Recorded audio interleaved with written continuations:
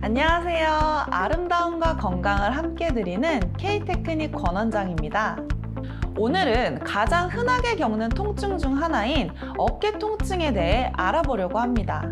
어깨 통증은 통증을 일으키는 원인에 따라 여러 가지로 분류되는데요. 가장 유명한 오십견부터 회전근개 파열, 석회와 건염 등이 있습니다.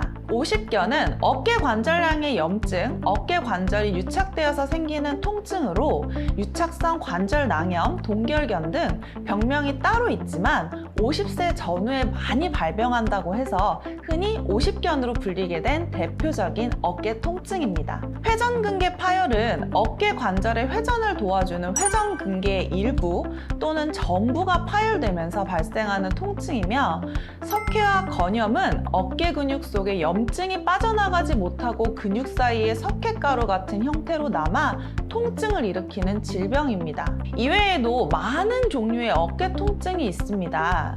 그런데 재미있는 사실은 이렇게 종류가 많은 어깨 통증의 근본 원인을 살펴보면 99%가 혈류장애 때문이라는 것입니다. 나머지 1%의 원인은 근육이 찢어지거나 관절이 부러지는 부상을 당하는 경우인데요. 이렇게 부상을 당하는 경우가 아닌 모든 어깨 통증의 원인은 단 한 가지, 바로 혈류장애입니다. 위에서 언급한 대표적인 어깨 통증 3가지도 모두 혈류장애 때문입니다. 회전근개 파열의 경우도 파열의 정도가 심한 일부를 제외하고는 대부분 혈류장애 때문에 통증이 생깁니다. 누구나 30대 이후부터 회전근개에 작은 상처가 생깁니다.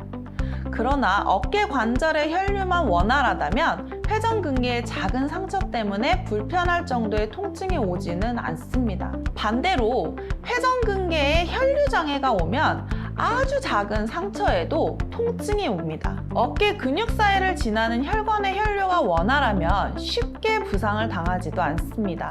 매일 운동하는 운동선수도 어깨 근육에 피로물질이 쌓이면 혈류장애가 생깁니다. 혈류장애가 생긴 상태로 운동을 계속하면 어깨 근육에 미세한 상처가 생깁니다. 미세한 상처가 생기면 운동 능력이 저하되는데, 이럴 때 운동 능력을 올리기 위해 대부분 운동을 더 열심히 하다가 결국 큰 부상으로 연결되는 것입니다. 어깨 근육 사이에 생기는 석회가루도 혈류장애로 생깁니다. 어깨 근육에 혈류장애가 생기면 근육 속의 노폐물이 빠져나가지 못하고 근육 속에서 말라 석회가루처럼 변해 통증을 일으키는 것이 석회와 건염입니다. 그리고 오십견은 단순한 어깨 질병이 아닙니다. 전신의 반쪽에 생기는 질병입니다. 골반과 척추가 삐뚤어지고 전신에 혈류장애가 발생해서 생기는 어깨 통증이며, 혈류장애가 개선될 때까지 통증이 오랫동안 지속되는 특징이 있는 어깨 통증입니다. 어깨 통증의 종류가 많아서 모두 말씀드릴 수는 없지만 앞에서 언급하지 않은 다른 어깨 통증도 마찬가지로 99%는 혈류장애 때문에 생깁니다. 그렇기 때문에 혈류장애를 해결하지 않고 어깨를 치유하려고 하면 치유가 매우 어려워집니다. 심근경색의 전조 증상으로 어깨 통증이 발병하는 경우도 흔합니다. 혈류장애로 인해 심장에 과부하가 걸리면 심장은 여러 가지 SOS 신호를 보내는데 그 가운데 하나가 어깨 통증입니다. 단순한 어깨 통증으로 알고 지내다 심장마비로 사망하는 경우가 발생하는 것도 바로 혈류장애 때문입니다. 그래서 어깨 통증이 오면 어깨 근육의 염증보다 전신의 혈류를 먼저 살펴보는 것이 중요합니다. 모든 어깨 통증을 가장 정확하고 빠르게 치유하는 K테크닉 어깨 통증 관리법. 첫째, 골반과 척추를 바로잡아 신경을 편안하게 만들어야 합니다. 골반에서 시작해 요추, 흉추, 견갑골, 경추까지 연결된 기립근, 흉추에서 시작해 견갑골에 연결된 사무거근, 능형근, 경추에서 시작해 견갑골에 연결된 견갑거근, 경추를 지탱하고 회전을 도와주는 사각근, 목과 견갑골에서 시작해 어깨 관절에 연결된 회전근개 등 어깨와 관련된 모든 근육은 골반과 척추에서 빠져나온 신경의 지배를 받습니다. 어깨에 통증이 오면 가장 먼저 골반과 척추를 바로잡아 등, 목, 어깨 근육을 지배하는 신경을 편안하게 만들어야 합니다. 둘째, 목과 어깨 근육 사이를 지나는 혈류를 원활하게 만들어야 합니다. 근육이 경직되면 혈관을 압박해 혈류를 힘들게 합니다. 그래서 근육을 지배하는 신경을 편안하게 만들면 근육이 부드러워지며 혈류도 원활해집니다. 신경이 편안해지면 대부분의 근육은 스스로 부드러워지지만 일부 근육은 혈관에서 배출된 염증으로 인해 스스로 풀리지 않으므로 강제로 풀어줘야 합니다. 특히 견갑골과 연결된 회전근개는 세밀하게 풀어줘야 혈류가 원활해집니다. 셋째, 어깨 근육의 림프관을 열어 염증을 제거해야 합니다. 어깨 관절 와순, 회전근개, 상완근, 삼각근 등 어깨 관절에 부착된 근육에 퍼져 있는 염증은 주변 림프관에 흡수되도록 만들어야 합니다. 염증이 퍼져 있는 관절과 근육을 부드럽게 풀어주면 막혀있던 림프관이 열리면서 염증을 흡수합니다. 석회화된 염증도 부드럽게 풀어주면 림프관으로 흡수됩니다. 이렇게 골반과 척추를 바로잡아 신경과 근육을 편안하게 만들고 어깨의 혈류와 림프를 열어 염증을 제거해야 통증이 사라지는 것입니다. 오늘은 99%가 몰라서 고통받는 어깨 통증의 원인과 통증을 치유하는 K-테크닉 어깨 통증 관리법에 대해서 말씀드렸습니다. 다음 시간에는 늘 손과 발이 시리고 저린 수족 냉증에 관한 내용으로 돌아오겠습니다. 오늘의 내용이 도움이 되었다면 구독과 좋아요 부탁드려요. 안녕하세요. 아름다움과 건강을 함께 드리는 K-테크닉 권원장입니다. 허리 통증의 99%는 척추 때문에 생기는데 허리 통증이 생기는 이유와 관리법에 대해 알아보려고 합니다. 척추는 인체 골격의 중심입니다. 척추를 중심으로 상체를 연결하는 요추가 있고 하체를 연결하는 장골이 있습니다. 그래서 척추와 골반은 척추의 모양에 따라 형태가 결정되고 척추와 골반의 모양에 따라 인체의 모양이 결정되므로 모든 사람이 원하는 아름다운 몸매도 손바닥보다 작은 척추의 모양에 따라 결정된다고 할 수 있습니다. 요추와 골반의 모양이 정상적이면 허리 통증이 발생할 가능성은 거의 없습니다. 그렇기 때문에 허리에 통증이 온다는 것은 요추와 골반의 모양이 정상적이지 않다는 것입니다. 앞에서 척추와 골반의 모양을 결정하는 것은 척추라고 말씀드렸듯이 결국 허리에 통증이 온다는 것은 척추의 모양 때문에 요추와 골반이 삐뚤어지고 허리 통증이 생겼다는 것입니다. 척추의 모양을 변하게 하는 것은 생활 습관입니다. 그리고 요추와 골반은 척추의 작은 변화에도 큰 영향을 받고 허리 통증을 일으킵니다. 결국 대부분의 허리 통증은 무심코 반복하는 나쁜 생활 습관 때문에 척추의 모양이 변하면서 생깁니다. 우리가 무심코 반복하는 나쁜 생활 습관으로 인해 생기는 허리 통증은 어떤 것이 있을까요? 첫째, 앉은 자세에서 어깨를 숙여서 공부를 하거나 작업을 하는 습관입니다. 이렇게 몸을 숙이면 요추와 연결된 척추의 윗부분이 올라오게 됩니다. 척추의 윗부분이 올라오면 요추도 함께 후만되면서 요추 후만증, 후반 전이증, 허리 디스크, 허리 협착증 등의 원인이 됩니다. 둘째, 앉은 자세에서 옆으로 팔걸이에 몸을 기대는 습관입니다. 이렇게 몸을 비스듬히 옆으로 기대면 몸을 기대는 쪽으로 척추의 측면 기울기가 올라갑니다. 척추의 기울기가 올라가면 요추의 수평도 함께 무너지며 측만증, 천장관절 증후군, 허리근막통 증후군, 후방 전이증, 허리 디스크, 허리 협착증 등의 원인이 됩니다. 셋째, 서 있을 때 짝다리를 짚고 서 있는 습관입니다. 이렇게 짝다리를 하고 서 있으면 뒤쪽에 있는 다리 쪽으로 척추의 기울기가 올라갑니다. 몸을 옆으로 비스듬히 기대는 습관을 갖고 있을 때와 마찬가지로 척추의 기울기가 나빠지고 요추의 수평이 무너지면서 각종 허리 통증이 생깁니다. 넷째, 앉은 자세에서 다리를 꼬거나 한쪽 다리를 접어서 앉아 있는 습관입니다. 이렇게 한쪽 다리를 꼬거나 접어서 앉아 있으면 이때도 마찬가지로 다리를 꼬거나 접은 쪽으로 척추의 기울기가 올라가고 요추의 수평이 무너지며 각종 허리 통증이 생깁니다. 다섯째, 옆으로 누워서 자는 습관입니다. 옆으로 누워서 자면 위쪽 장골과 연결된 척추의 기울기가 올라가고 요추는 아래쪽으로 휘면서 각종 허리 통증이 생깁니다. 이렇게 무심코 반복하는 생활 습관이 척추의 기울기를 나쁘게 만들고 척추의 기울기가 나빠지면 골반과 요추도 척추를 따라 함께 삐뚤어져 신경을 압박하고 통증을 일으키게 됩니다. 척추의 모양은 허리 통증에만 영향을 미치는 것이 아닙니다. 척추의 모양이 나빠지면 척추 전체가 함께 삐뚤어집니다. 척추 전체가 삐뚤어지면 자율신경의 불균형과 혈류장애가 반드시 동반됩니다. 자율신경의 균형이 무너지고 혈류장애가 오면 소화기능, 호흡기능, 뇌기능 등 인체의 모든 기능이 힘들어지고 암, 치매, 파킨슨, 뇌졸중, 당뇨, 변비 등 각종 질병에 취약해지는 것입니다. 허리 통증이 심한 경우에는 전문가의 도움으로 척추를 바로잡는 것이 좋습니다.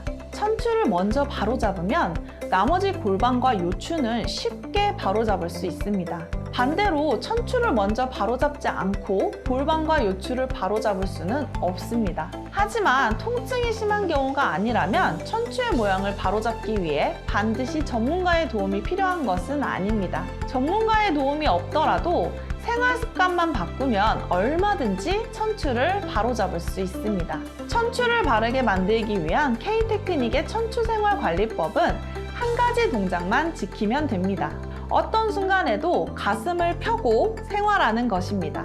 가슴을 펴고 있으면 앉아있거나 서있거나 상관없이 몸을 바로 세울 수 있습니다. 무조건 가슴만 펴면 자동으로 몸은 바로 서게 됩니다.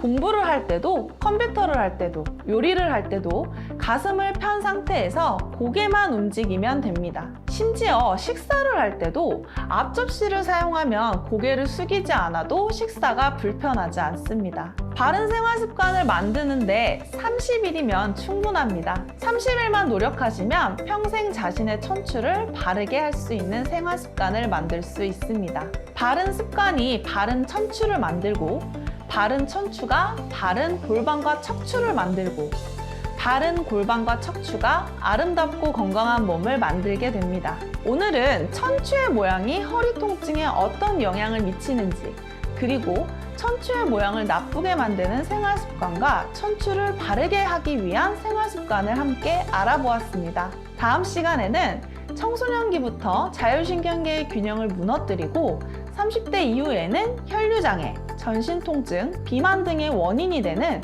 척추 측만증에 관한 내용으로 돌아오겠습니다. 오늘의 내용이 도움이 되었다면 구독과 좋아요 부탁드려요.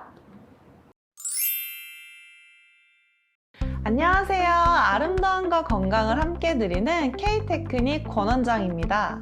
오늘은 무릎 통증을 일으키는 여러 가지 원인과 K-테크닉 무릎 통증 관리법에 대해 알아보려고 합니다. 무릎은 허벅지와 종아리를 연결하는 일종의 터미널과 같은 곳입니다. 허벅지 근육의 끝점과 종아리 근육의 시작점이 함께 모여 있으며 허벅지에서 내려온 신경과 혈관, 림프 등이 모두 무릎을 거쳐 종아리로 연결되어 있는 무척 복잡한 인체기관입니다. 무릎 통증의 원인은 크게 두 가지로 분류할 수 있는데요. 첫 번째는 허벅지 근육으로 인한 통증입니다. 허벅지 근육으로 인한 통증은 무릎 통증의 99%를 차지하고 있습니다. 허벅지 근육이 하는 일 가운데 가장 중요한 것은 무릎 관절을 보호하는 일입니다. 허벅지 근육의 시작점이 골반에 있고 끝점이 종아리의 경골에 있는 것도 그러한 이유가 숨어 있는 거죠. 인체에서 가장 튼튼한 근육으로서 무릎 관절을 보호하는 허벅지 근육이 경직되면 오히려 무릎 통증을 불러오는 원인이 됩니다. 앞서 말씀드렸듯이 무릎은 허벅지와 종아리 사이에서 신진대사의 터미널 역할을 하는 곳인데 허벅지 근육이 경직되면 터미널 역할을 전혀 하지 못하고 혈류, 림프, 신경 등 허벅지와 종아리를 오가는 신진대사가 멈춰버리는 상황이 됩니다. 허벅지와 종아리에 대사장애가 오면 무릎을 지나는 혈관에서 염증 물질이 끊임없이 배출됩니다. 이렇게 배출된 염증을 흡수해야 하는 림프관마저 막혀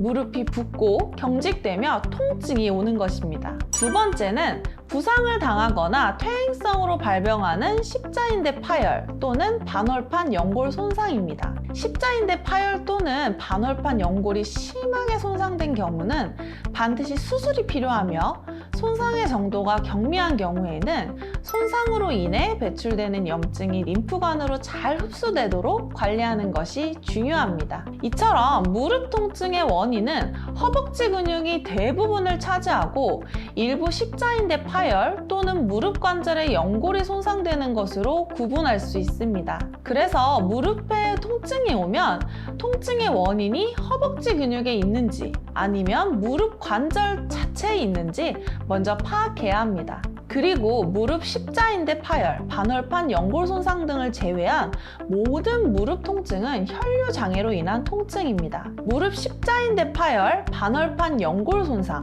퇴행성 관절염 등의 경우도 결국 무릎에 혈류 장애를 일으키며 통증이 확대되기 때문에 모든 무릎 통증은 허벅지와 종아리를 오가는 무릎의 혈류 장애를 제거하는 것이 목표가 되어야 합니다. 어떤 무릎 통증도 시원하게 없애버리는 K-테크닉 무릎 통증 관리법. 첫째, 대부분의 무릎 통증은 허벅지 근육이 경직되고 허벅지의 혈류 장애와 신경 장애로 생깁니다. 무릎에 통증이 오면 어떤 허벅지 근육에 염증이 생겼는지 확인하고 나서 통증이 발생한 근육의 시작점부터 끝점까지 부드럽게 풀어줘야 합니다. 통증을 일으키는 근육은 경직된 상태로 혈관, 신경, 림프 등을 누르고 있기 때문에 경직된 근육을 부드럽게 풀어주면 막혀있던 대사가 원활해지면서 무릎의 통증이 없어집니다. 허벅지 앞쪽에 사두근을 풀어주면 슬개골에 혈액을 공급하는 슬동맥의 혈류장애가 해소되며 가장 흔한 무릎 통증으로 알려진 슬개골염이 치유됩니다. 그리고 방건양근, 반막양근, 내전근, 닥근, 봉공근 등 허벅지 내측의 근육을 풀어주면 대퇴동맥과 정맥의 혈류가 원활해지며 대표적인 무릎 내측 통증으로 알려진 거위발건염이 치유됩니다. 그리고 허벅지 뒤쪽 대퇴이두근을 풀어주면 무릎에서 종아리까지 통증이 확대되는 비골신경통이 치유되며 허벅지 외측 장경인대를 풀어주면 허벅지 외측부터 무릎 외측까지 근육이 굳어서 걷는 것조차 힘든 장경인대 증후군이 치유됩니다. 둘째, 종아리에 혈류가 막히면 오금의 통증이 옵니다. 종아리 근육이 경직되면 종아리 근육 사이를 지나는 후경골 동맥, 정경골 동맥, 비골 동맥에 혈류 장애가 생기고 오금에 통증이 옵니다. 그러므로 앞뒤쪽 종아리 근육을 부드럽게 풀어서 종아리의 혈류 장애를 제거하면 오금통 증후군이 치유됩니다. 셋째, 무릎 관절 내부에 혈류 장애와 림프 장애가 발생하는 경우입니다. 십자인대 접합 수술 증후군, 반월판 연골 손상, 퇴행성 관절염 등이 발병하면 무릎 관절 내부에 염증이 가득 차고 슬화근, 족척근 등이 경직되며 오금에 심한 대사장애가 발생합니다. 무릎 관절에 대사장애가 발생하면 심하게 붓고 경직되고 통증이 오기 때문에 서둘러 대사장애를 해결해야 합니다. 무릎 관절의 대사장애를 해결하기 위해서는 허벅지 근육, 종아리 근육, 슬화근, 족척근 등 무릎에 몰려있는 모든 근육을 부드럽게 풀어서 혈관, 림프, 신경을 원활하게 만들어야 합니다. 이렇게 무릎에 몰려있는 모든 근육을 부드럽게 풀어서 대사가 원활해지면 붓고 경직되고 아픈 통증이 빠르게 치유됩니다. 무릎 통증을 치유하기 위해서는 무릎 관절만 관리해서는 안 되며 허벅지와 종아리의 근육을 부드럽게 풀어서 다리 전체의 혈류를 원활하게 만들어야 합니다. 오늘은 걷는 것조차 두렵게 만드는 무릎 통증의 원인과 무릎 통증을 시원하게 관리하는 K-테크닉 무릎 통증 관리법에 대해 말씀드렸습니다. 이제 곧 봄이 찾아올 텐데요.